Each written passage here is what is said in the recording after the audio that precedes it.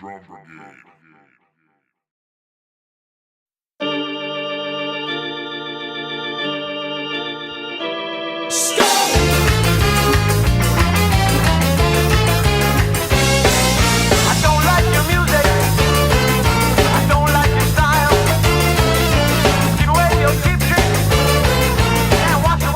What's up, everyone? It's Corey Kingston here with funky, fantastic Philadelphia Phil. Sweet. What's up, man? Yeah, that's what's up. Funky Phil in the house. Yeah. Yeah, Drum Brigade. Drum Brigade episode. What is this? 5? 5 or 6. Man, 5? I think we're it's just 5. straight pooping these episodes out, bro. Episode after episode, dude. We're just killing it right now. We're back on the couch. It's more comfortable here. It is. The It's just office was cool, but it was kind of like, yeah. I feel like I'm like conducting business, like interviewing. yeah. It's just like I just want to chill, man. But then someday you might want to go back there and be like, I just want to conduct business. You never know. We could be on a park bench. Yeah. You never know. We could do whatever we want because this is our show. Using newspaper as a blanket. Freaking drinking 40s in a paper bag. Yeah. I'm down with that. Downgrade to the Colt 45. We got the Coors Light today. Sponsorship. Sponsor. Every week it's somebody different, man. Coors Light hooked us up this week, and it's cool. It's the Silver Bullet. Yeah, it was on sale probably. If you're in France, it's the Silver Boulet. We got a good show, man. We're here at Drum Brigade, Studio 528 in beautiful Oceanside, California. Yes, sir. It's not super late tonight like it normally is. It's kind of late. It's not super late. Yeah, but we it's... usually don't even start for another hour. Yeah, so... We're doing pretty good. This is good. This is good. We're going to hammer this episode out and get to bed at a reasonable hour. Hopefully. Are you going to cycle in the morning? No, man. I got camp again.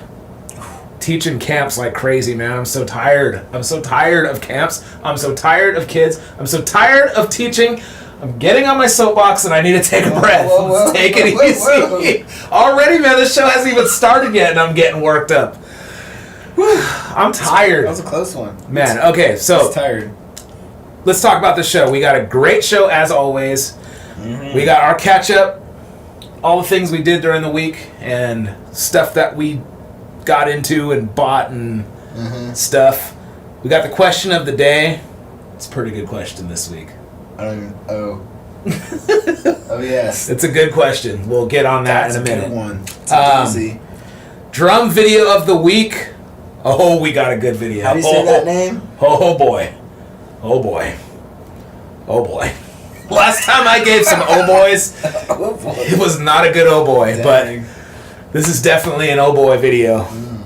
We're going to get on that later. I don't want to talk about it right now. Okay. We just want to watch it. I have never seen it, by the way. We're going to review a product that you bought at Drum Flip. Oh, yeah. Yeah, it's going to be dope. Some hi-hats. It's been another week. Hi-hat cymbals. Hi-hat cymbals. Hi-hat cymbos. Top hats. It's been another week, Phil. And It you has. know that I got another soapbox ready for this show. As always, as always. This is more of a general one because I had a pretty good week. So this is more of a general soapbox. We'll get into that later. And then we got another drum game. What's he doing? Sweet. So we got a good show. No interview this week. No interview. You don't deserve it. You don't deserve this. Sorry. No, maybe you do. But no interview this week. We thought we'd just keep it real amongst ourselves. Yeah. Yeah, so Pretty good. that's going to be good. All right, so let's get into it.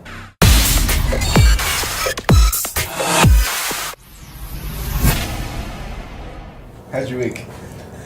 You know, my week has been good, man. Yeah. I'm just really exhausted. Like I said, dude, like I've been teaching camps. I've been playing gigs. Like we went to Disneyland yesterday. No way. I'm exhausted from that. What's your favorite ride at Disneyland? Man, well, I didn't go on it yesterday, but I think my favorite ride is Pirates. Yeah? It's the ride that I'm just like, it's classic. I gotta go on it. So I love classic. it. It's good. But no, we went to California Adventure, And so we rode that new Ah. Guardians of the Galaxy ride. That was dope. I didn't know that even existed. Well, it used to be Hollywood Tower of Terror. I've been on that. And, like, that was dope. Yeah. Like, I kind of miss that still. Yeah. But now they've turned that into Guardians of the Galaxy. Oh, man. And it's different. It's different enough. It's still the same building. They just put a bunch of crap all over it. Huh. So it looks kind of weird. But I'm not going to ruin it for anybody. You should just go on it. It's cool. It's worth going on. I like California Adventure. Yeah. Cool. They got, you can drink. You can drink beer. Yes, you can. And yes, I did. Yes. I've been drinking way too much, man. That's why, like, man, I just feel tired and I feel like fat. I haven't been riding my bike. You know, it's kind of a hazard of the job, right? Yeah, but I love beer. I know. Man, do I love beer. It's like, you almost feel like it's part of your payment sometimes. Yeah. Well, when I go to Disneyland, it's a must. Well, yeah, that's a different thing. That's a different thing. When I Yeah, play that's some like- of these gigs, it's a must. Yeah, like a lot of the gigs, it's like, yeah, I gotta have some drinks. Yeah. And then when you're chilling out at home, it's like, finally, Yeah. I get a night, I'm gonna have a glass of wine. Yeah. Yeah. And Yeah. then before you know it, you're drinking almost every day.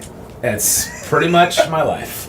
Like, I don't really get drunk at all. Like, I just have some drinks here and have some drinks there, and, like, next thing you know, I'm like, man, I gotta get on my bike. This large shirt is, like, getting a little tight. And, like, I have this rule, too, where I, like, won't move up in size, because then you just grow into that size. You know, Like like, a goldfish. yeah. Yeah. Like, I used to wear extra large. I used to be a little bit bigger than I am now. Yeah. And I won't go back to that because I was to a point where I almost had to wear double extra large. Whoa. Because I was growing into that extra large. I was a 38 waist, 34 right now. Nice. Happy about that. Cheers. Well, kind of.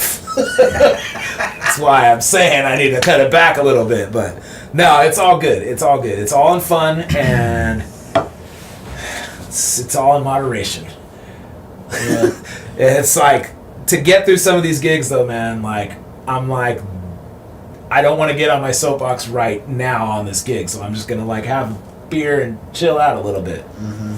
So yeah. I played like this wedding on Saturday, and then just the typical gigs, man, like weddings and casinos and corporate gigs, and nothing really like that fantastic. Just stuff, or ordinary stuff. And, like, yeah, I had another gig with the Schmucky Metals band. Nice. And, like, we had to do, like, these people, like, you know, if you haven't seen the soapbox about that, go back and watch that one, because it was the same situation where we had two different, like, what I always forget what they're called, like, where you play was different than where you do the cocktail hour was different than where you play the gig. But then these people were able to squeeze an extra 15 minutes out of us without paying us overtime. If it's 1 minute overtime, you have to pay, like, I don't know what the company charges, but we normally get paid extra for that. So they found a loophole somehow where I guess the consultant was like, yeah, no, you can't do that.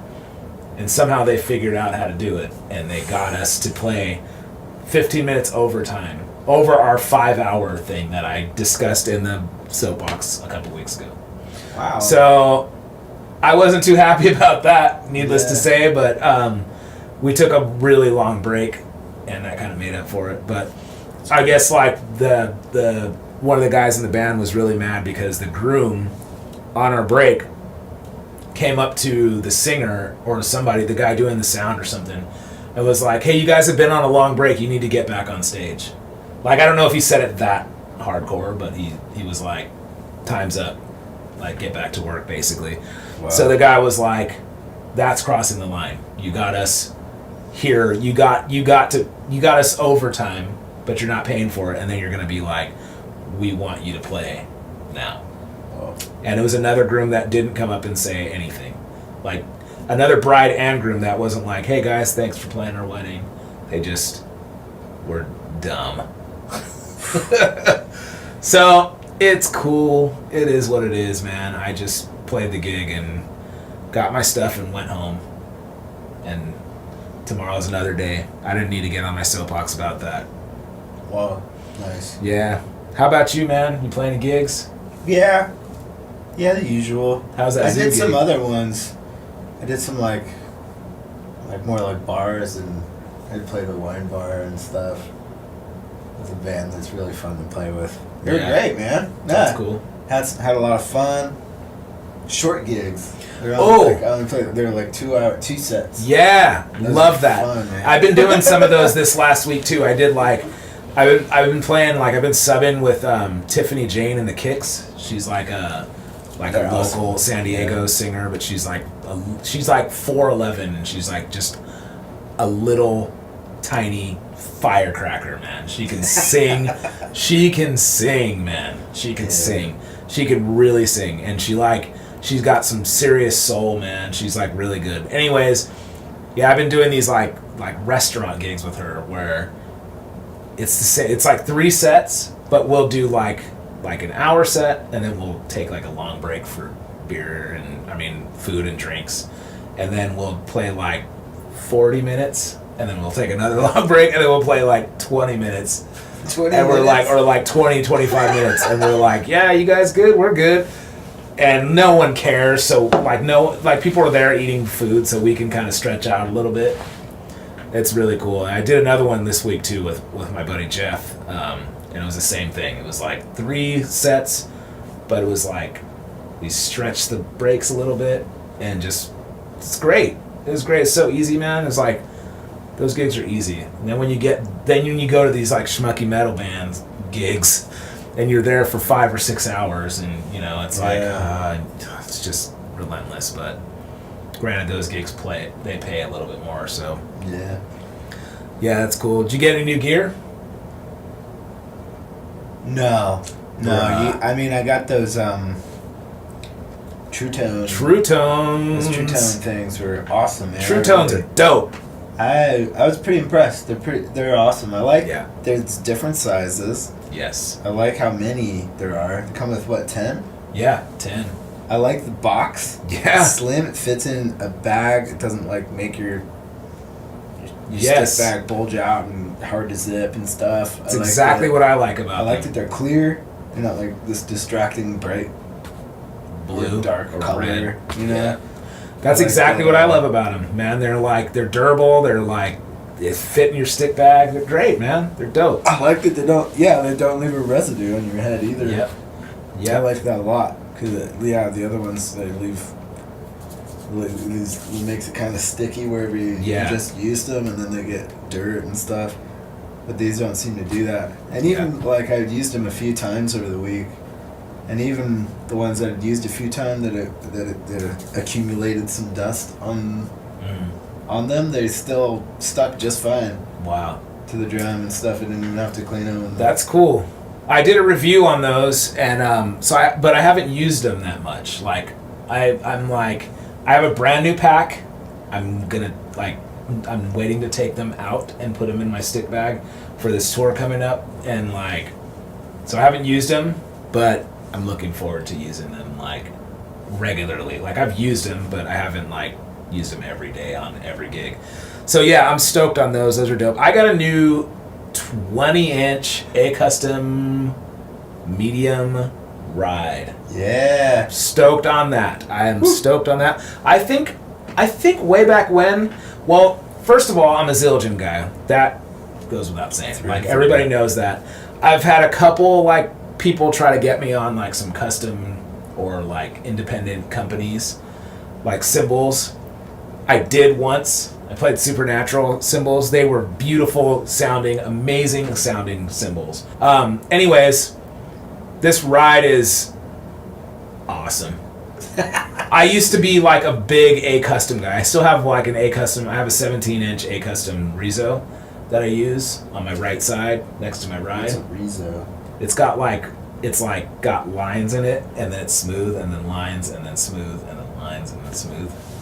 Wow. It sounds so good. Lines it sounds so good. Around it. Yes. That way? Yeah. Okay. Looks like.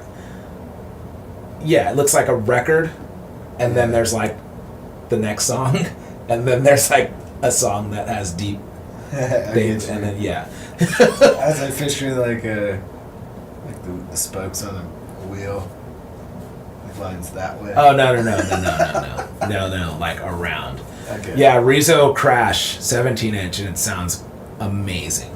And then so when I was younger, I used to have the Z Custom. That tells you how old it is. I still got it.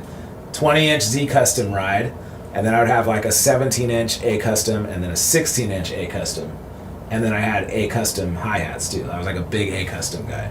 Oh. And I grew out of them, I think. I still have one. After I got out of Supernatural, I went back to the A Custom 17-inch, but then those K hybrids though, that's what got me. I love those.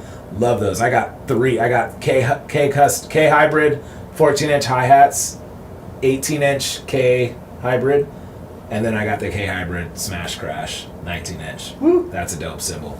But anyways, I went to go check out this K, and I didn't like the ride. It was like a 21-inch K cymbal, like ride cymbal. Straight K?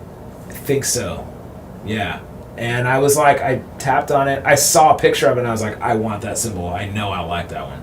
I tapped on it and crashed on it, and it didn't work for me. You know right away. Yeah. You know right away, like, ding, nope. I know right away. Like, when I go ding, and I'm like, oh, that's when I know. So, that one didn't do it for me. I knew right away, like, this isn't my cymbal. This isn't me.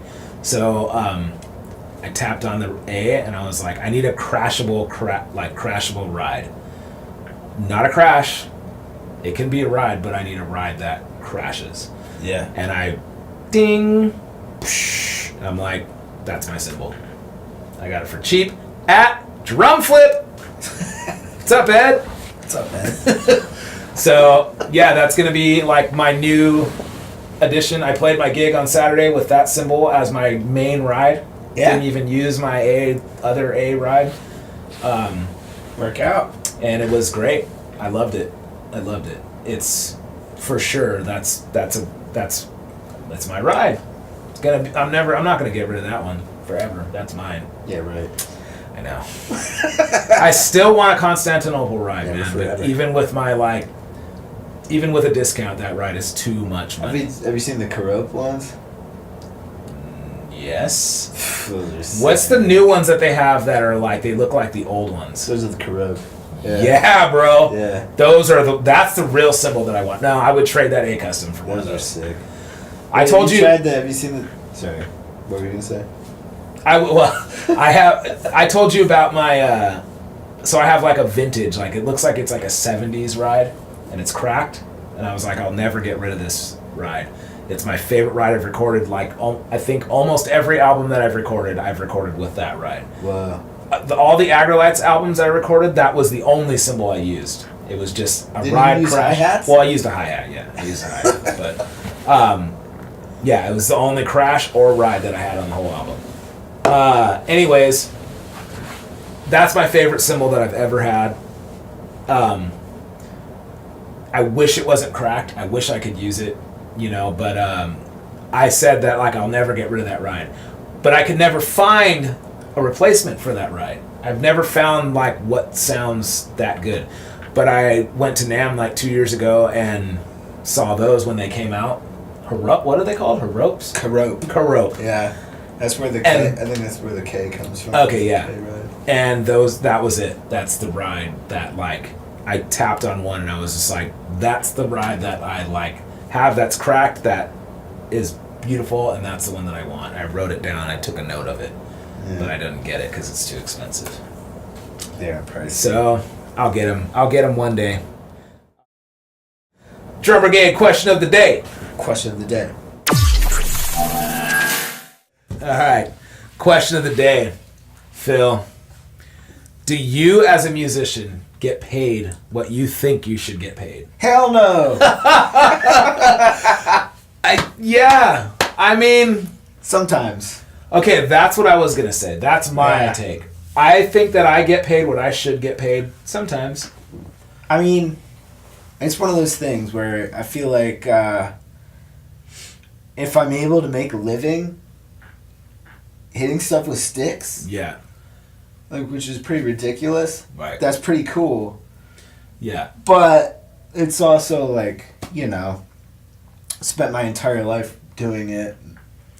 Yeah. I have like tremendous focus on it and passion about it. Yeah. And it's like one of the music, the music industry took a dump. Yeah. And it's a lot of the pay that musicians get has been pretty stagnant for a long time now. Like it hasn't been changing with the economy. Yeah. That's my take on it is I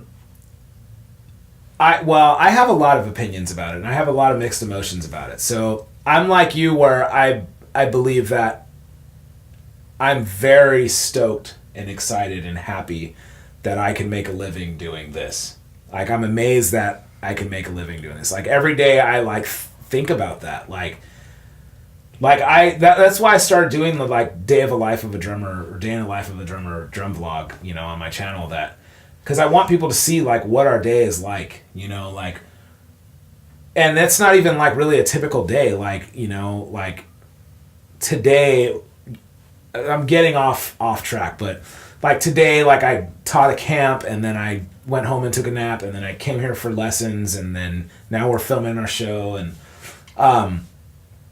it's like if somebody followed me around on my typical day, man, it's like and saw what we really do and how we make our living, they would kind of be like, this isn't what I thought. This is cool, but this isn't what I thought.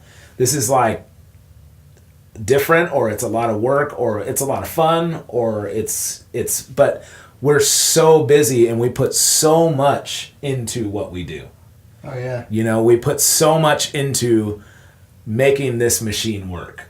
Yeah, it's like, a lot of times, at gigs, when people pay, they think they're just paying, they're used to the hourly scheme. You're getting paid for your time, right? For this time that you're working for me specifically. But that's not it. They're paying you for that time plus all of your equipment costs, right? Plus your transportation, plus all the years of practice that you've put in to get to that moment and your skill level at that moment. Right. That's what they're paying for. And your maintenance on that skill level. If you don't practice, or you don't play gigs regularly, or you don't teach, or you don't do any of that, you lose all that. It's like I saw a meme one time that was it said drummers, the only dudes that will put $5,000 worth of equipment into a $500 car to make $50 for the night. It's that's pretty much what it is, man. Obviously we make more than that, but it's kind of true. The maintenance that we have to do, it's like anything. It's we have to buy sticks, we have to buy heads, we have to buy cymbals, we have to, to maintain our tools of our trade. And then, if you're a drummer that takes lessons, that's part of it too. The time you spend practicing, how much time I spend before the gig, getting to the gig, if I have a gig in downtown San Diego and my downbeat is at 7, I'm leaving my house at 4:30, or I'm loading up my car at 4:00 in the afternoon. Mm-hmm. And then I'm downtown trying to find parking, and then I'm loading in, and then I'm setting up, and then, it's I try to do that all an hour before we play. I'm there an hour before we start work. Nobody does that. Nobody shows up to work an hour early before they actually start their job. And as drummer, you're usually there before everyone else in the band. Right. Because you got all that stuff to set up. Usually the last one to leave, too. Usually the last one to leave, yeah. Keyboard players have it rough, too. But keyboard players like to slide in 5 minutes before. Somehow they always make it work. Yeah. But then at the end of the gig, they're okay, yeah, rolling up their chords. And I don't know, though. I play with this one dude who's, phenomenal. amazing keyboardist, but he has a taste for vintage equipment. Uh-oh. So it's all old school, real Leslie's, vintage organs. Yeah, he's got organs. He has like a stage piano, like the thing that Elton John used. Oh no. Yeah, I mean it's I think it's worth it though. No, that makes a difference. The thing sounds amazing. Man, and it has this just the the instrument has stage presence. Right. And when you have something like that serious on stage, instantly the crowd's like, these guys are for real. What's that? That's amazing looking. Yeah, dude. And it sounds good, but playing all the reggae that I played, man. That dude, yeah, he's always the first one there and the last one to leave because he's got it's a piano. Well, yeah, and so breaks into two pieces. That's what I'm saying. Like, dude, like then he's got even more. Some of the reggae gigs I played, man. It's like you can't fake it. Like you got to bring a real organ, or like I played with this like trio, the Wolf Marshall trio. It's like a jazz trio thing. Wolf Marshall's like a guitar player, and their keyboard player, this dude, this guy Jack Hill, that's like a good friend of mine, but he's like an older guy, a teacher. He would rent a U-Haul, man, and like you'd rent a U-Haul trailer and bring a B3 organ and a full-size Leslie. Yeah. To there, and then he'd play like bass with his feet in his left hand, and it was the real thing, but you cannot fake that. No, a real organ going through a real Leslie. There's you cannot fake that. There's nothing that compares to that sound. And not only like that, you're being wrapped in like this warm, pulsating blanket. Right, and not only that, it looks good, man. It has a presence on stage. It looks amazing. So, anyways. It's that kind of dedication as musicians, like not just drummers, as musicians, that like that's what people are paying for. When you go to a gig, that's what you pay to see. Or like that's what you're paying for. The music part, you've heard musicians say this all the time. Like when you're loading out, this is what we get paid for, and it's like, it's true. It is true, man. But it's like the reason why I got this question for this week is because our pay hasn't really changed, man. Like, it hasn't really changed in all the years. Like, the standard fee... I mean, the standard fees have gone up, I think. Like, the session guys, I guess, used to get paid, like, $150 or something an hour or whatever. Or, like, for a gig, that was, like, the standard, I think, for a long time. I wonder why, in our industry, like, in our field... why it hasn't moved with the economy. Like, why hasn't our pay gone up a little bit? Yeah. People just aren't willing to pay it, man. Like, some people are, and for some circumstances, like, sometimes you'll get, like, a great tour, or you'll get, like, a great one-off gig where it's well-paying, or corporate events, there's a lot of money in that. So those are the gigs, like the corporate events and stuff like that, where I'm like, okay, yeah, I'm definitely getting paid what I think I should be getting paid for this. Most of the time it's more for those.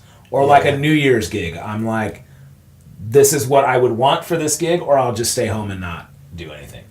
Those gigs, like those I feel like have moved with the times, and that's the going rate, and that's what we should be getting. Now, obviously, like it's like when I was in construction, like when I was doing carpet or flooring, that was kind of the same industry. It's the same problem. Like I worked for this old guy that was like in his 70s. He was still doing carpet. And he was like, when I was doing carpet in the 70s, we were getting paid the same amount. And he's like, it has not gone up at all.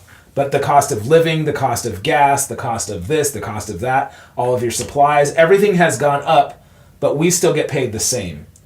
Yeah. And like he's like, I don't understand why it's like that. It's just crazy.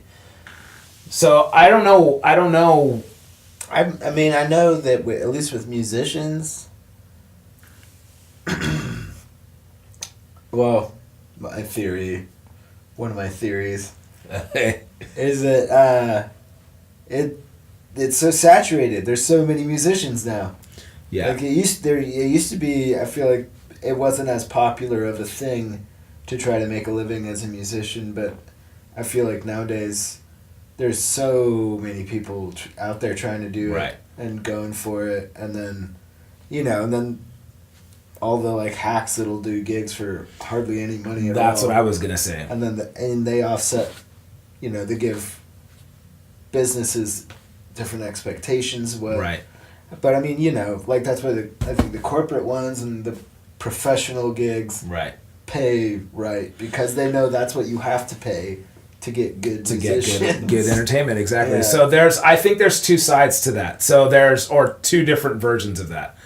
I think, like you said, the hacks that will do the gig for nothing and undercut you, and take gigs, and then you have the promoters or the business owners or the whoever's going, well, if I can get this band for this much, why would I pay you this much? You know, but then you also get the like entitled musician that's like, I'm not doing anything. Like I'm not like the unprofessional entitled musician that's like, I'm not going to do any more ounce of work, you know, and I want to get paid this much. Like I'm going to do the very bare minimum. I'm going to walk in 5 minutes before downbeat and I'm going to have a bad attitude about it. And I'm going to play my gig, but I'm not going to I'm not going to do anything extra for you. I'm just going to play the bare minimum and I'm like going to dip out as soon as I can. And like, you know, like you know what I mean? You know the person I'm describing. So like,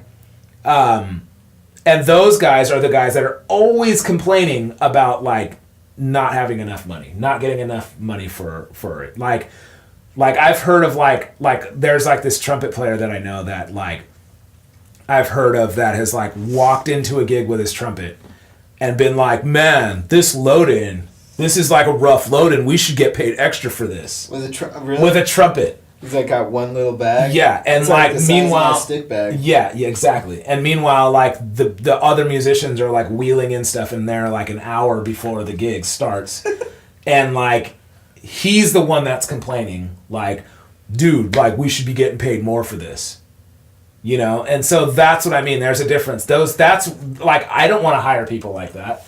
I don't expect a business owner or a promoter or whoever to hire somebody like that. What's the point? Like I would rather hire somebody that's just not going to like care and want to do the gig and be happy that he got the gig, you know?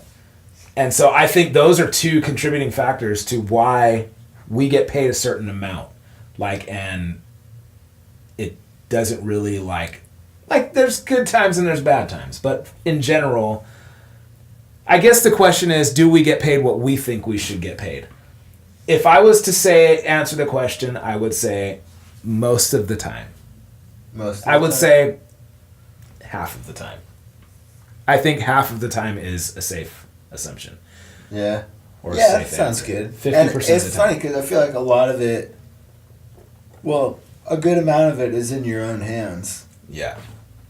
Well, yeah, and that's the thing. That's the funny part about it is you can say no to a gig. If it's not like, I mean, unless you're like in a band, but I mean, if you're like a hired gun, you can say no. You can turn down the gig if you're not getting paid what you think you should get paid. Yeah. But that's not really how I roll, man. Like, I wouldn't make a living. Like, I had another like musician that I, you know, looked up to and an older musician that he does all kinds of music. He plays like in different types of bands and different genres of music, and he has a business where he writes like jingles and commercials and music, background music and all kinds of stuff. But he gets like high dollar like music placement gigs. And then he gets like other gigs that are just like the same caliber of work, but maybe not exactly like what he would want to get paid, but it's still good money. And so he's like, yeah, I don't really turn down work unless I just can't do it. He's like, I estimate the job like at what I think I should get paid. But most of the time, he's like, if they come to me and they're like, we can only do this much, he's like, most of the time I take the gig.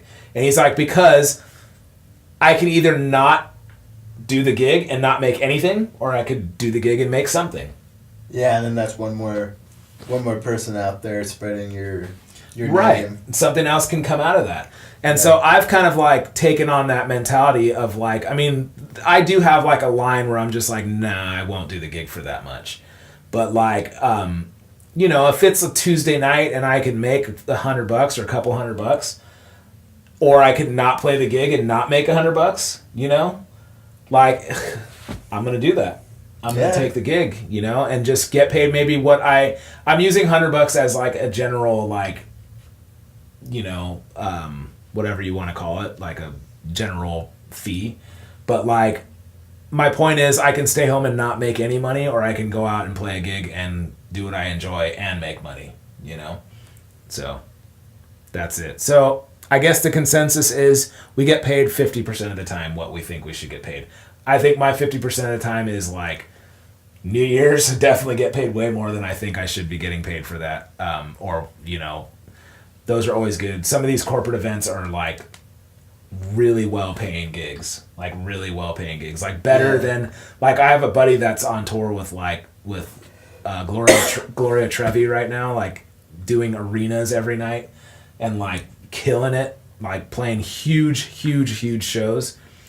And like some of these corporate event gigs are like paying like double or triple like what he's making on the top level gig, you know? Yeah. Or I've heard of like people playing with like top level artists like Beyonce or something, you know? And it's like some of these corporate event gigs, they come home from tour and then they play like these agency gigs or corporate event gigs because they can get paid more than what they just got off of their like top level, you know, touring gig. Yeah.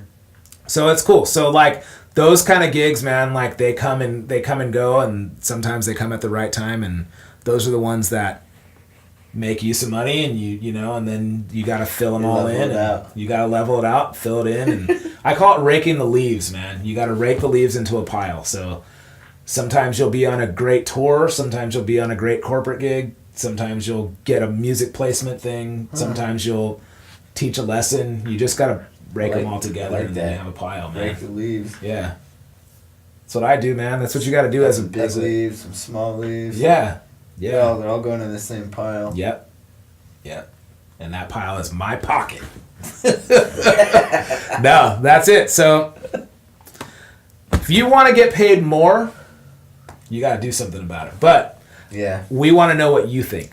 So tweet us, send us an Instagram, email us. Do you get paid what you think you should get paid?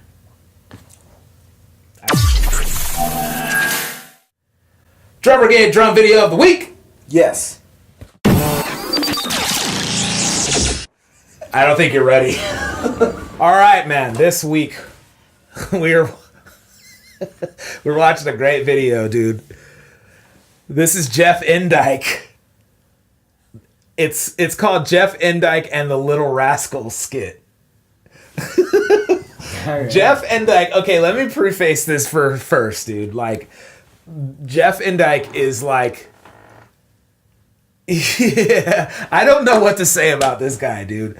I don't know what to say about this guy. This guy is like, he's a teacher. He has some very entertaining videos. Okay. Very entertaining videos. That's all I could say, man. I don't want to be a jerk. Like, this is a good video. All right. This is good. I'm excited. All right, so this is Jeff Endyke, the Little Rascals skit. It starts off a vibrant... Well, let's just hit play, bro. Let's just hit play on this. Here it comes. Jeff Endyke, the Little Rascals skit. All right. A vibrant entertainer from New York, Jeff... I can't even read this fast enough. Journeys through... Jeff leads people through many U.S. historic topics accompanied by musical performance. This is the only fool I know on Instagram that puts his phone number... on YouTube. First thing that you're going to that hear, puts his phone number. Very rare recording. You cannot find this recording right probably anywhere. I was really fortunate enough to get it before they stopped. This dude's so New Yorker, bro. It's the actual Little Rascals March. Is it, though? First of all, you got two little Toms, bro. Is that March time, yeah, when we were kids, I remember in Plainview High School, Mr. Karstens got this arrangement. God bless Mr. Karstens. And we did this thing. What are you talking about? March. What is this? What is this, dude? What is this? It's the freaking Little Rascals March, bro. Coke bottle glasses. Bro, those are like acrylic To drums hear on his the face. Metro Goodwin line. You hear that? That's the line. Okay. What is this, dude? What is this?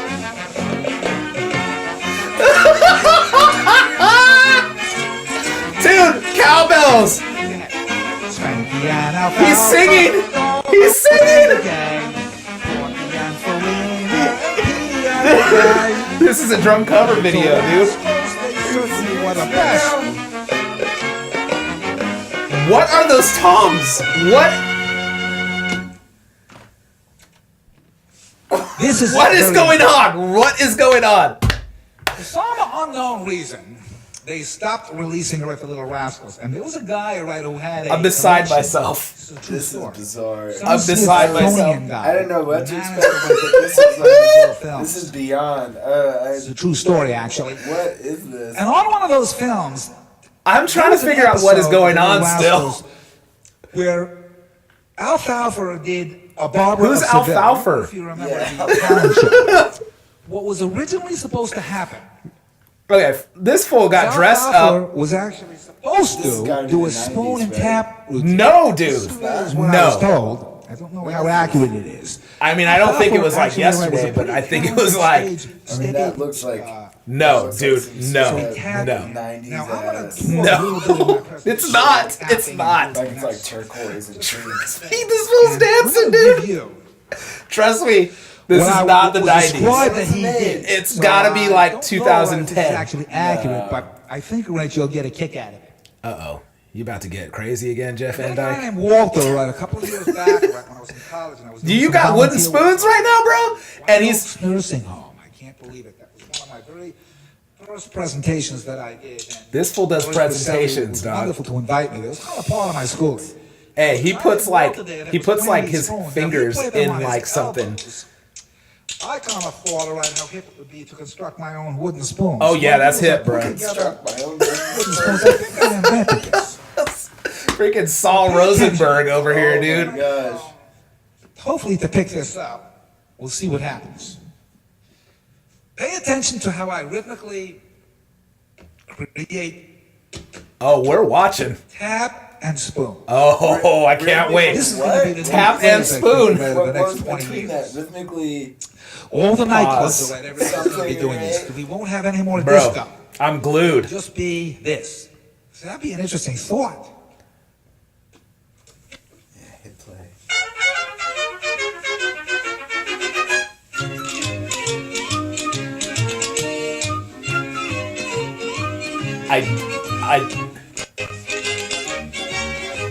I don't. I just can't.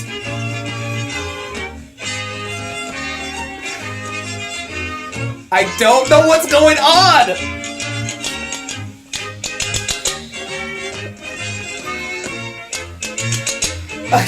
I just. Oh, now. Oh.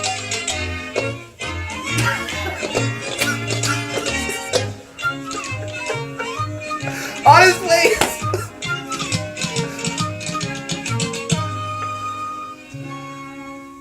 Thank you. You're welcome. You call him. Call him. Yeah, hold that. Call him. I gotta do this guy. Bro. What did we just watch? I don't know. Where did you find that? Where did that come? I don't understand what's happening. Dude, it's next level. Apparently, I've been doing drum videos, cover videos wrong. Totally wrong. You know what? That's phenomenal. I'm a fan of this guy. Let's watch another one. Let's watch He's another got one. more? Okay, wait. Should we do this? Wait, when was that posted? When was that from? 2010, fool! I told you. Well, it was published 2010. Okay, but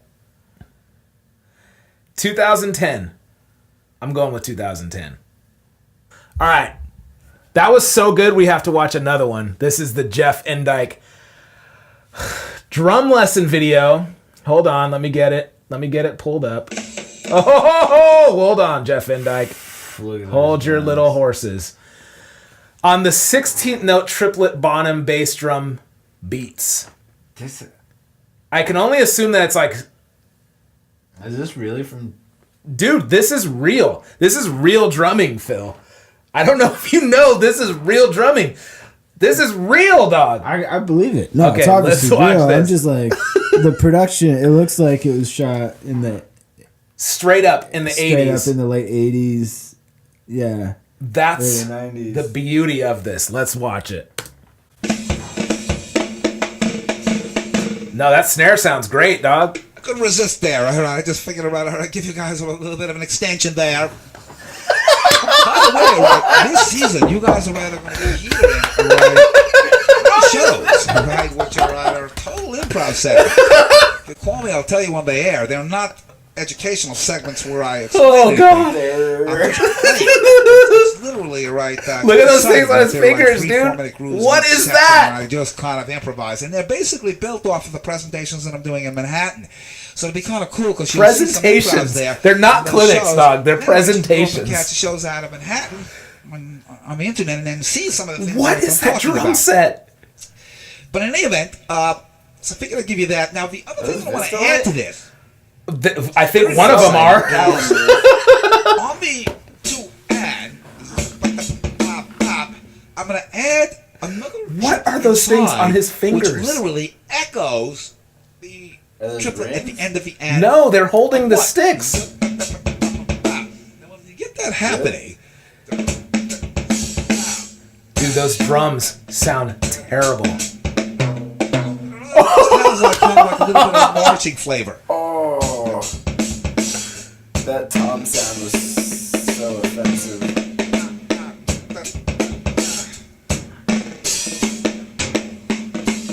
What the? What did you just hit? What was that? Wait, go back. Sorry, that one thing. What was that? What the was that?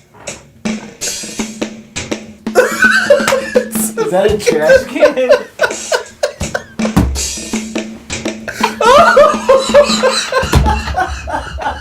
Oh, sorry. I can't take I'm it. sorry. I can't take it. I think your computer's jammed. Oh.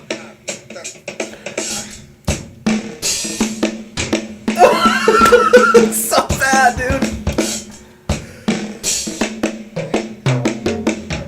What the heck was that? Oh my It god. doesn't matter working your triplets out. Particularly that bottom triplet. A lot of guys are like, You the biggest sound question just right, like I get Bob. asked, right, Bro. how do you work on that? The A lot mic of times, stand. all right, that's a great exercise, all right? So if you just kind of like work that out, don't watch me too carefully, all right? I'm still working on it myself. I'm always working on that thing. And a slower tempo.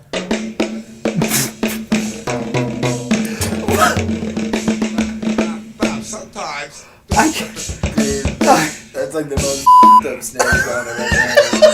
It's so amazing. It's so amazing.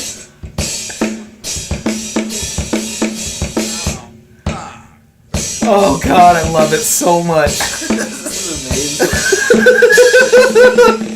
Who's that? Who's that comedian that did a fake drum? Oh, drum Fred beat? Armisen, dude. Oh my god, that is Love so it. funny. Everyone's just like, You would think this is fake, but it's not. It's real. this guy's not kidding around. No.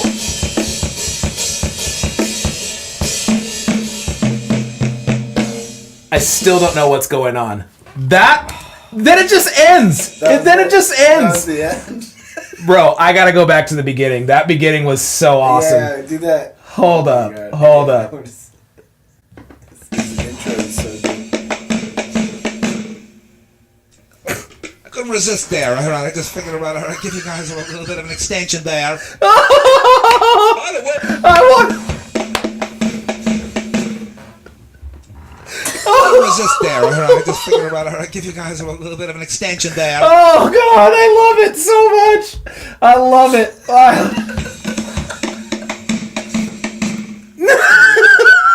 Couldn't resist there. All right, I just figured about it. I'd give you guys a little bit of an extension there. Bro, the next time I am in New York, Thanks for the extension, Jeff. dude. The next time I'm in New York, I am definitely going to get a lesson from this guy, bro. Oh, For sure. please do. For sure. That is amazing. Now, Make sure you figure out his tuning technique too. did you know, like, I don't even know where to start on that. Like, this is like the most 80s, like, maybe more, like, I don't understand what's going on. Like, Yeah, it's... dude, this guy is... Did you research him at all? No. I know that he's a teacher. I know that he puts his phone number, and don't think that I haven't been tempted to call. Did you call? No. You It's should call. too late now, but You should call.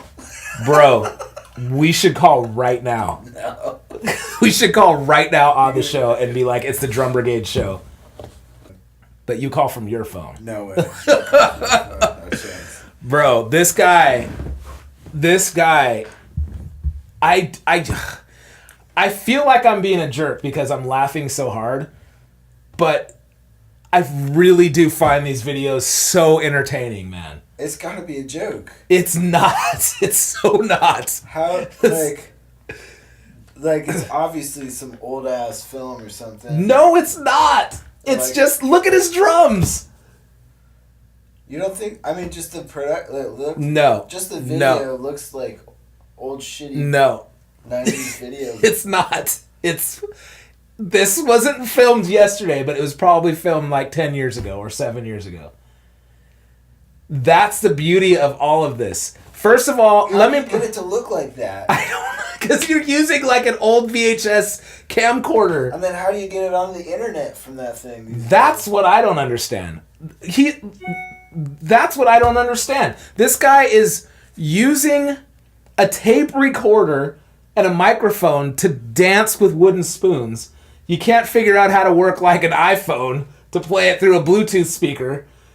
And then he could figure out, he's playing drums that are so outdated and so out of tune and so mix-matched, but he could figure out how to pull like footage off of VHS tape onto the internet, onto YouTube. Who posted this? Dude, this guy is brilliant. He's brilliant, man. Bruh. This guy, this is the thing with this guy. You can't believe it. We just watched 2 other videos with him. Is that real though? It's real. You just saw him You play. gotta do do you have a website? JeffEndyke.com. Really? You've been there? He left the phone number. I love how New Yorker he is. He's so New York. Yeah. He's so New York. He's so New York. Those huge Coke bottle glasses. Like, his drums are so bad that they're almost... It's like they're so bad. It's like the car accident thing where you want him to hit the toms because they sound so bad you want to hear how bad they sound like. They sound just like my first CB700 Me too. set. Me too. Jeez. Me too. My drum teacher posted a video one time. My drum teacher is very outspoken, like very like he should have a soapbox too. But he posted something about, I don't even remember, but he posted a video and he was like talking crap on him. He was like, on Jeff? yeah, he was like, this is like, I don't know what he was saying, but he was saying like it's just pure crap, and so I thought it was like hysterical when I watched it. I was like crying. I was laughing so hard, and I was like the same way. Like, this can't be real. This can't be real until I watched like 10 other videos, and then I realized I just watched 10 other videos. So this dude is doing something right because I just watched like a series of all his videos, even though I'm like, yeah, it's. Are you sure it isn't like part of his? It's like a gag. It's not, dude. I don't think you could fake that. Yeah. I don't think you could fake that. Dude, it's priceless, man. It's so good that like I'm like I want to go take a lesson with this guy just to see if it's real. Oh man. It's so good. It's so bad in such a good way. I mean, gotta give him props for being out there and doing it. Okay, for my serious take on it is that. I give him so much props for having a thing and sticking to it and doing it. His high tune, like The snare drum, holding like some weird things to hold your sticks, like all like a claw. It's so weird, dude. It's so weird, but like, it's like those things cannot be helping him. Like, you heard him play, you heard the warm up. Like, what is this? What is that? It's so weird, but it's like, that was all right. Well, I gotta hats off to you, Corey. That was listen, I man. was definitely not expecting that. That was like so far away from anything I expected. Yeah, he's something. He's something, dude. I like him. I'm a Jeff Endyke fan. He made the show in a funny way, man. You made us laugh today, and I know you're being dead serious, bro. And that's why I feel bad. But keep it up, Jeff. yeah, you're doing a good thing, man. You're doing a good thing with your YouTube channel. It's entertaining, man. It's very entertaining. It's very good. All right, Jeff Endyke. Thank you. Keep it up. I've never ever seen a drum video, like a drum lesson video like that. First of all, I've never seen a drum cover video like that, ever. Where was it? Was there a cover? Yeah, Little Rascals. Oh, yeah. Sorry. Two toms and some cowbells, fool. Yeah. And some self-made wooden spoons. Bro, the production, Dude. It's in black and white. It's like, there's a freaking CD player there's a cassette player that you hit play on, dude. A cassette player. And he's wearing tap shoes. But you couldn't really hear. Bro, it's so good. It's so good. You're gonna have to watch that again. Yeah. Swing! Whoa! Product review. Okay, Meinl. Yep. Bisons. I don't know anything about Byzance. Meinls. Byzance. I don't know anything about Meinl cymbals. They look dope, though. Well, I got these at the drum flip. And they're cool. Obviously, they've got friggin' holes in them. Yeah. They're little. They're 13s. 13s. Which is the top? That These one? are called fast hats. And yeah, they've got... The bottom is totally unlathed, as you can see. It's heavily hammered. It's a good weight. Oh, wow. It's kind of on the heavier side, I guess. The Man. bottom and the top is lathed and polished. Wow. And, see? Yep. That's heavy, I man. don't really clean my cymbals, so they're not... Neither do I, actually. They're not super shiny, but when I got them, they were really shiny. Not that one. This one was. But... They probably sound dope. I got them because I was like, I usually use like pretty more washy, thin stuff that's a little darker and lower pitched. But I was like, I should get something else. And I've been really enjoying them. They're really crisp. Like those holes, you never get like an airlock Oh, that's in your cool. hi-hats ever, which is cool. Also, you can put rivets in them, which is kind of cool. That would be cool. I've never seen a hi-hat with rivets. I've done some weird stuff with these, some rivets. It's kind of cool. I've tried using the bottom as a top even, and it sounds rad and different. And they're still, even though they're kind of heavy, I mean, they're at least the bottom one's on the heavier side. They're still like, they're not overly pingy and bright. That's what I'm wondering. They kind of have still like an interesting darkness to them. But should we try them out? Corey's gonna try these out.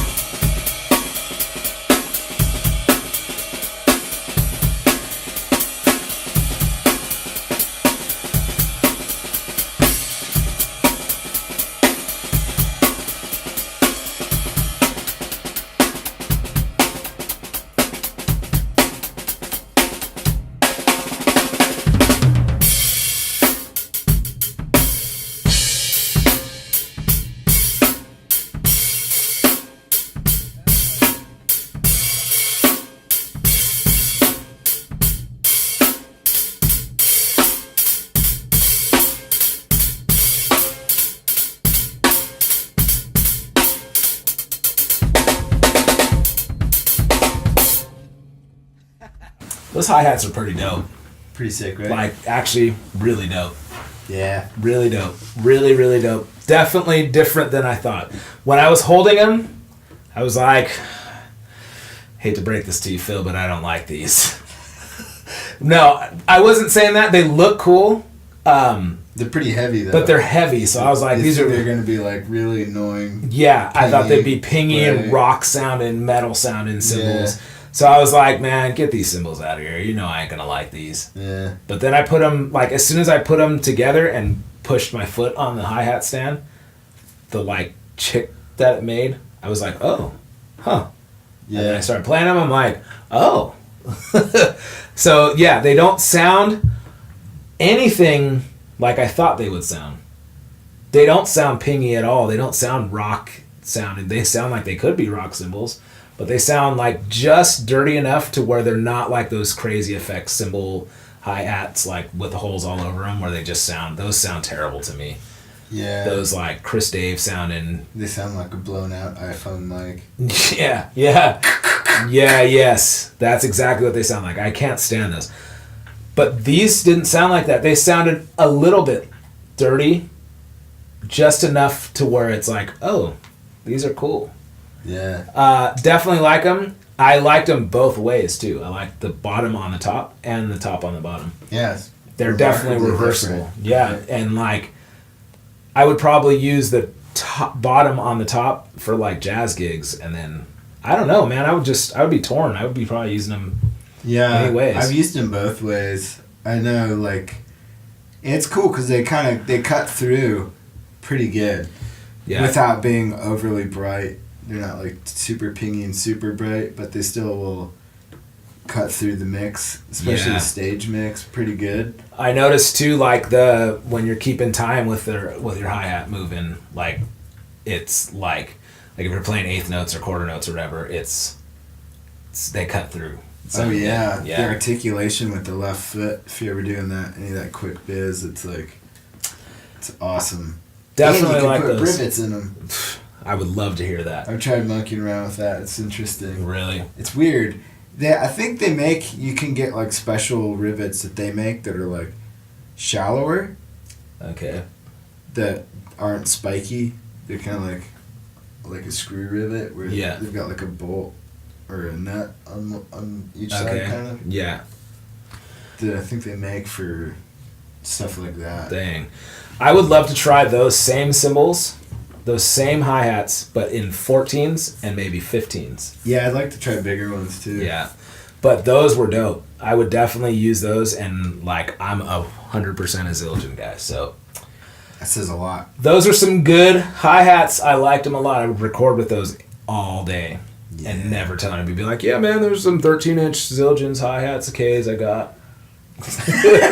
No, you can try to find them. But you ain't going to find them. One of a kind. Yeah. Just for me. No, good. I give those an A. Yes. Give those an A. And I've had mixed reviews on this show. But I like those. Those were dope. You can bring those by anytime. Sweet. All right, cool. Product reviews. Corey Soapbox! Bruh.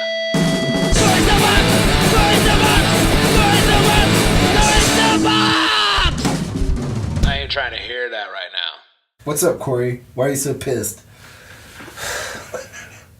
It's always something. Mm-hmm. It's always something. This week I'm talking about... Hold on. I'm not trying to look at my phone, but I got to pull something up for you. This week's soapbox... Hold on, gosh. This week's soapbox is about endorsements. Now, I'm not talking about my endorsements or your endorsements. Uh-huh. Maybe I'll talk about that a little bit. But my topic today is about people trying to get endorsements. Ooh. That gets me going because people try to get endorsements for the stinking wrong reasons and they don't know what endorsements are for. Yeah. That pisses me off. So let me tell you why it pisses me off.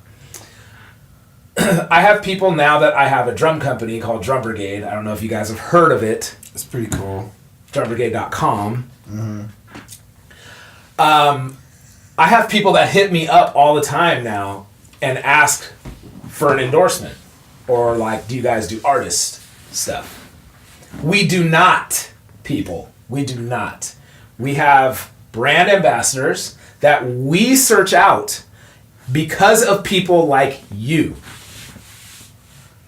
Because of people like you. Okay? Let me describe what I'm talking about.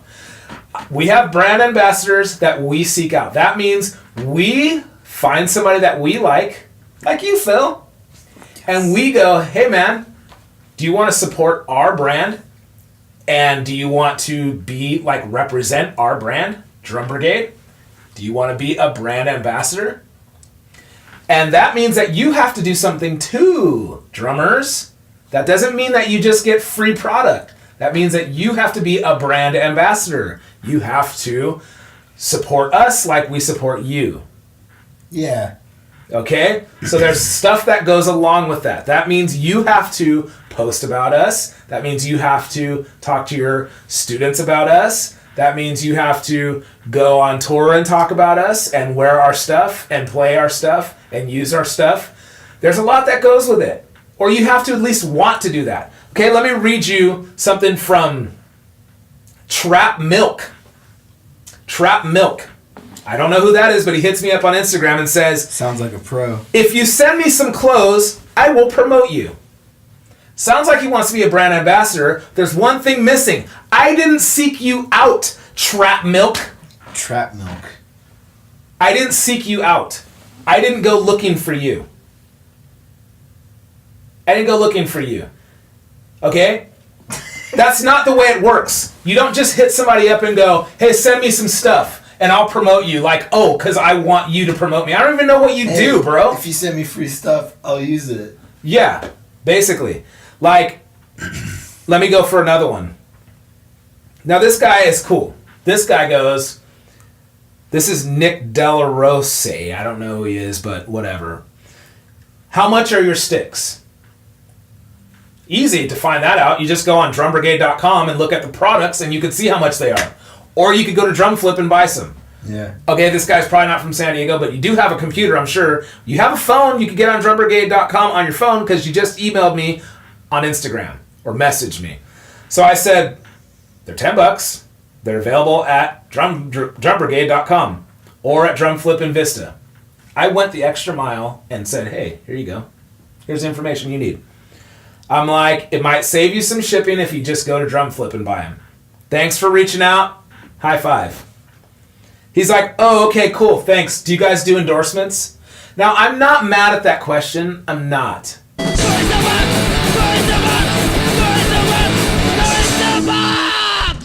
Yeah, this is my soapbox. I am mad at that question. It's okay, be mad. You know, it's cool. So he goes, do you guys do endorsements? I knew, what I'm mad at is that I knew that question was coming next. I knew that was coming next. So I'm like, unfortunately, we do not. We do brand ambassadors. We have a brand ambassador program that only for those that we, and I put we in capital letters, that we seek out to support our brand. And that's it. And then he replies, okay. Doesn't order sticks. Okay. Doesn't want to buy sticks. Not interested in Drum Brigade sticks anymore. He's just trying to get free. He's just trying to get free S. Okay? Now I'm going to give you another example. My buddy John at Revolution Drum. Me and him and me and Sahir from Masters of Maple talk about this all the time. Sahir says he gets hundreds of emails like weekly from people that are just like, y'all do artists? Y'all do artists? Y'all do artists? No, we do not. No, we do not. My friend John does do artists. And he has like all kinds of endorsees and like all that stuff, which is fine. Your prerogative, bro. Okay? But this guy, I have to read this too. Let me pull it up. Hold on. It's so funny. Jonathan, I would love to try these. He's talking about True Tones, okay? He wants to try True Tones. No, I'm not a drummer touring around the world. What I am is a guy who works 5 to 7 days a week playing drums in the studio and live. I do a wide variety of gigs. I built my own recording studio. I play every Sunday at a large church in Atlanta to 100 plus people each Sunday, or 1,000 plus people every Sunday. I have a standing Wednesday night gig in downtown Atlanta playing live band karaoke. I work with several bands, one of which is a Beatles cover band, and the other is a very cool original country band. I would be happy to send you a resume and so forth. This guy's going above and beyond for this. My friend John sends him one question.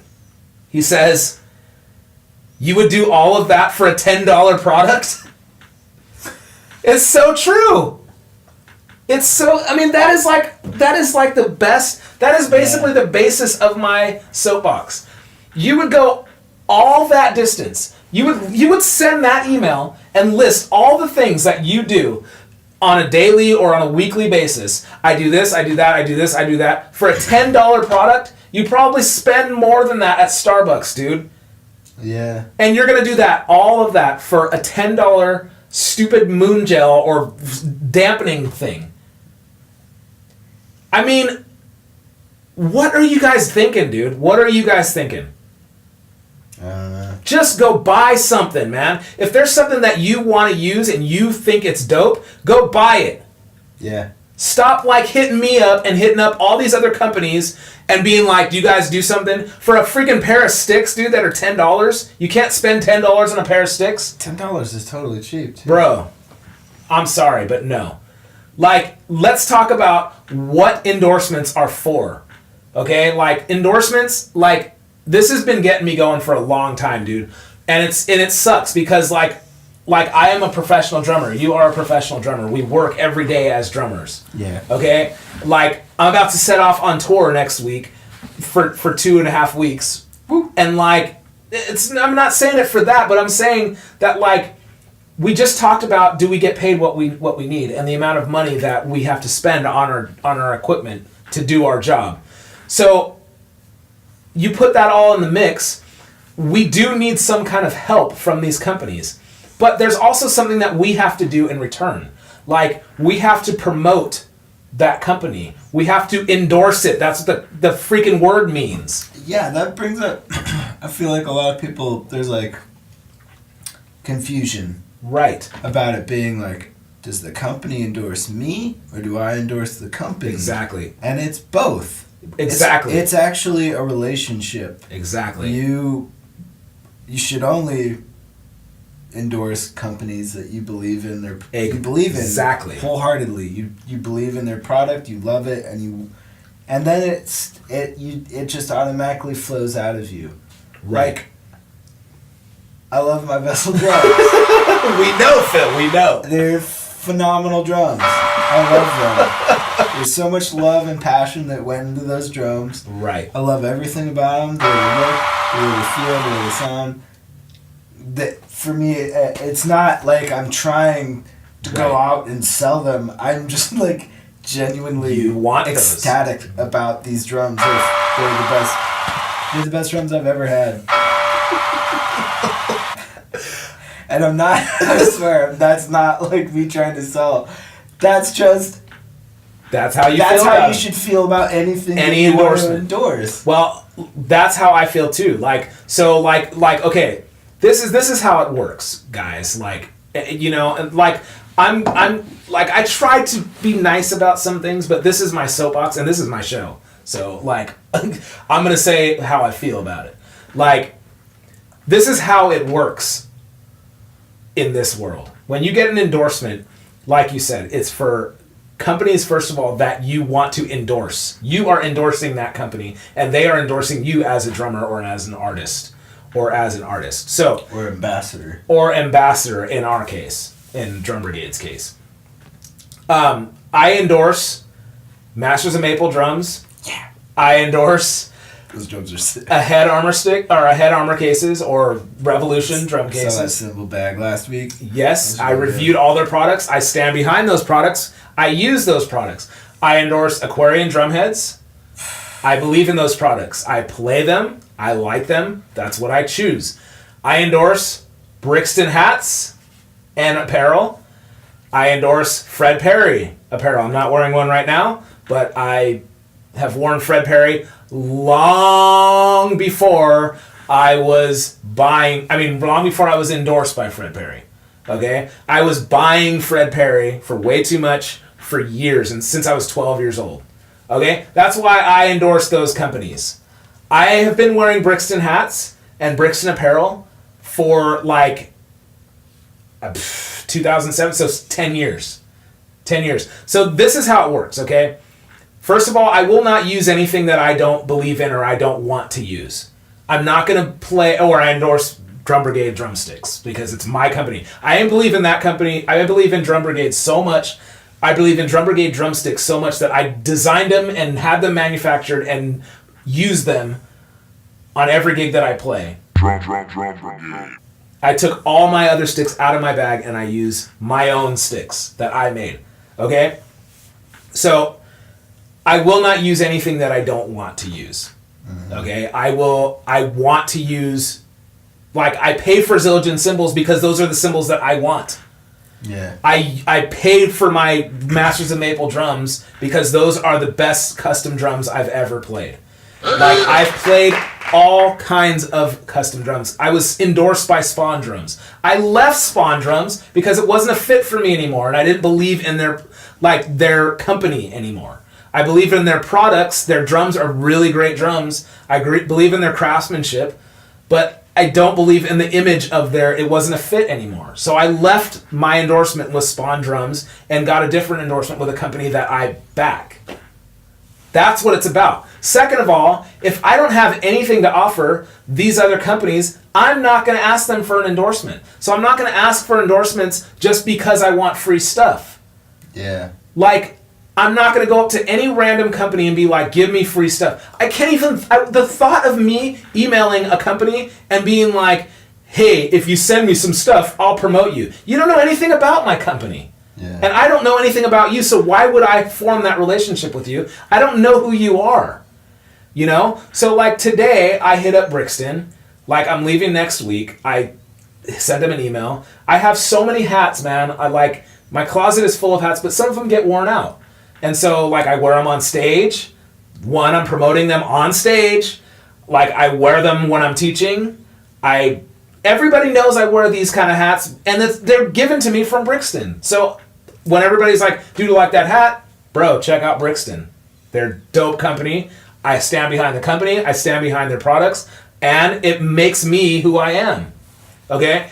I hit them up like, hey, man, it's tour time again. How are you? Hope everything is well. Hey, I'm about to take off next week. Just wondering if I could get a couple things. They're like, for sure. And I'm like, if now's not a good time, no problem, man. Just thought I would check in and see if I can get a couple things that are like sweated out and, you know, I can get a fresh hat for the tour. I asked for 3 different things. I asked for a snapback. I asked for another one of these, like any color. And I asked for like another like fedora for stage. That dude hits me back up because we have this working relationship as an endorsee already where he's like, for sure, man, no problem. Anything you want. He's like, do you need any clothes too? And I'm like, clothes would be great. Here's my sizes. He's like, just send me your address again, and we'll get them shipped out to you this week. I'm like, awesome. Here's what I like. I'm like, I like these pants. I like this shirt. I like this hat. Here's my address. Here's my sizes. Thank you so much. I'm like, actually, anything you want to send, I've always been stoked on whatever you sent. So it's cool. It doesn't matter because I wholly back their company. So they can send me whatever they want and I'm going to be stoked on it because I believe in the company. Yeah. Okay, so like, that's how it is. It's like, what do they get in return? As soon as I get a box, it's not bragging. I'm promoting their company the way that you should as an endorsee. So I immediately post something. Hey, shout out to Brixton. Thank you so much for the hookup. You know, it's always keeping me looking good. Whatever you want to say. And you send a thank you. Man, thank you so much. Box came today. Really appreciate it. Thank you very much. And it's like you have this relationship going on. They know that I don't wear their hats every day, but they know I wear their hats. They've given me enough stuff that I wear it. You know? They've given me enough stuff that I promote it. And so I get so irritated when these dudes hit me up for no reason. I don't know you. I'm not going to endorse you. I have no reason to endorse you. The other thing is, What do you have to offer? What are you going to bring to this relationship? Do you have hundreds of thousands of followers? That if you post a thank you, hey, thanks to Drum Brigade for sending me some drumsticks and some stuff, are hundreds of thousands of eyes going to see that and then order product from you? If so, then yeah, maybe we would consider that. But it also has to be a fit aesthetically. Like, you have to fit what our brand is.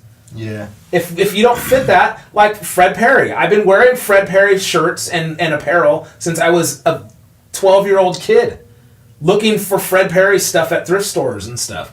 Like, I've never not worn Fred Perry. So of course it's a match with the brand, dude. Of course it's a match. I'm not trying to get Affliction gear because I don't wear Affliction.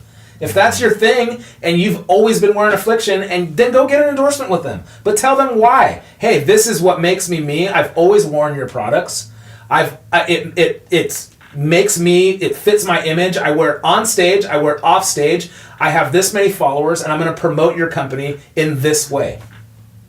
But don't just hit up random companies and be like, yo, can you send me free stuff? That's not what an endorsement is. You're asking for like a freaking giveaway or sponsorship or something. Yeah. That's not what an endorsement is, dude. I cannot stand these dudes that call up these companies or email these companies. They just probably spend all day just looking for small companies like me and looking for endorsements.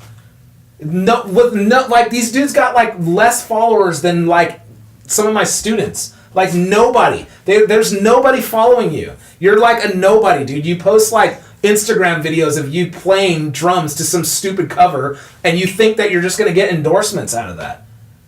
It's ridiculous, man. I feel so bad for these smaller companies that like go through that, or these bigger companies that just get hundreds of emails every day of like people like willing to do all this crap. I'll send you a resume or whatever you want for a $10 product for some stinking, like, dude.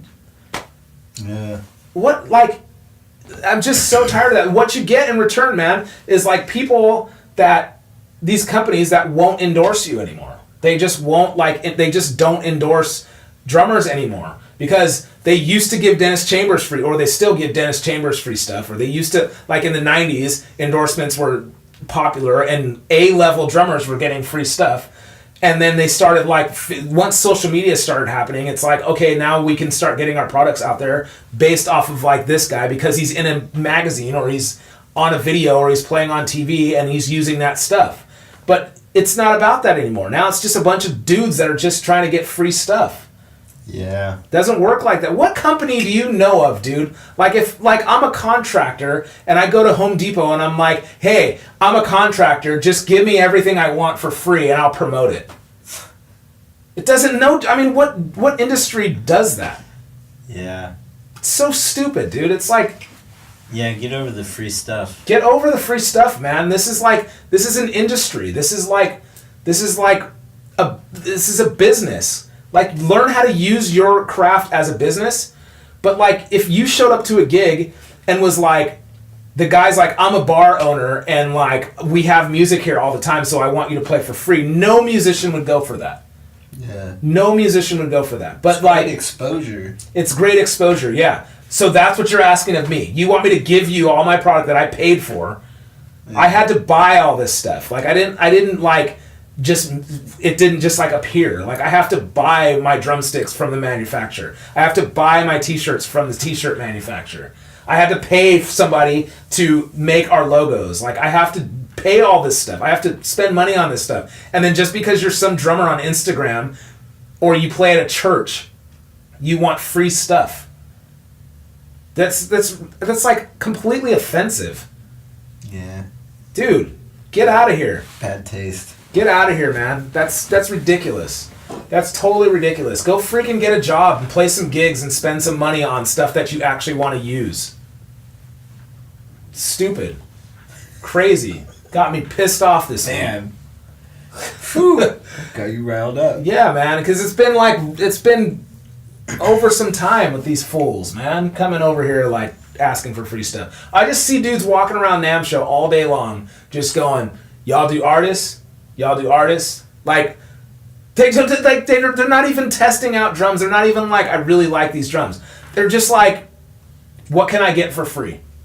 What can I get for free, man? You're just Putting freaking stealing. Notch on their belt. Yeah, I'm endorsed now. Oh, I got this. I got that. I got this.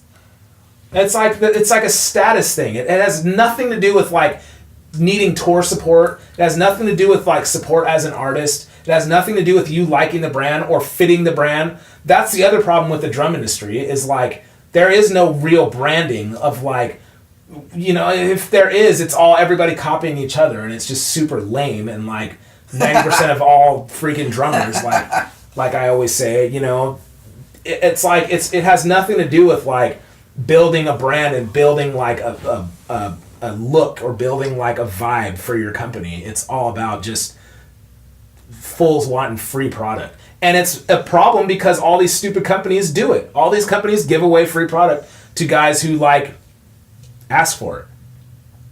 I mean, At least at NAMM.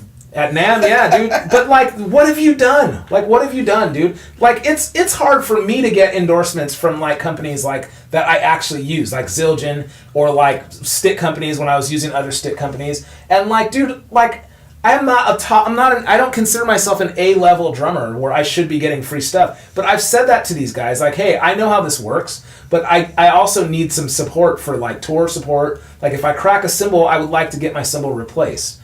Like, I will have no problem with paying for what I want to use. I want to use Zildjians because that's what I've always used, you know? But, like, so I'm aware that, like, this stuff costs money, and I'm aware that this works. I'm not asking if you do artists because I just want free stuff or I want a notch in my belt as an endorsee. As a matter of fact, like, I've turned down a lot of endorsements. Companies that are like, hey, man, if you want to jump on board, I'm like, no, because I'm not a fit for your company.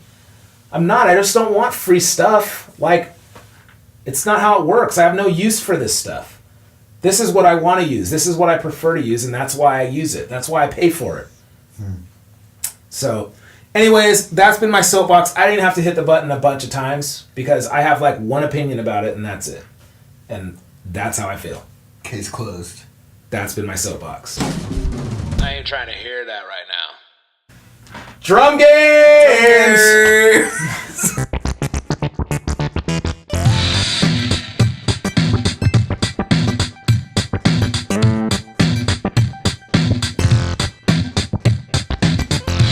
It's another What's He Doing? What's he doing? What is he doing? Dude. What is that? What is that? What's that? Okay, so just as a reminder, it has to be about drums. We're not going to be watching some bum, like, picking up cans and being like, what's this guy doing? Nah. Like, we're not going to show you, like, a Jeff Endyke video and be like, what's this guy doing? Well, maybe. It might be a Jeff Endyke video, dude. You'd be like, I mean, it could be anything, though. You could literally win just by being like, yeah, he's, like, on another planet. Uh-huh. Yeah. He's a homeless guy picking up trash. They happen to be his drums. Yeah.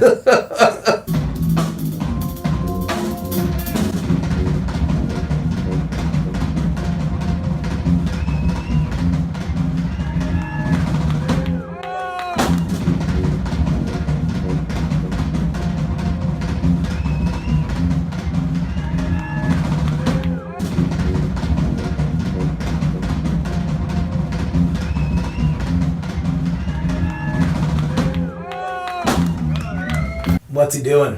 What is that? I mean, you tell us. What was that? I mean, I don't know. But you know. And you could tell us if you just use the contact form on drumbrigade.com. Yes. Or send an email to thedrumbrigade@gmail.com. Tell us what it is. You can transcribe it. You can play it. You can tell us what rudiments it is. You can do anything. Whatever you want to do to tell us what it is, you can do it. And when you do, you can win something special. Yeah. What was that? All right, man. Episode 5. Done. Done and Dunner. It's a good one.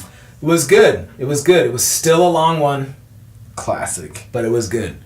So we figured out that we get paid 50% of the time what we should. Uh-huh.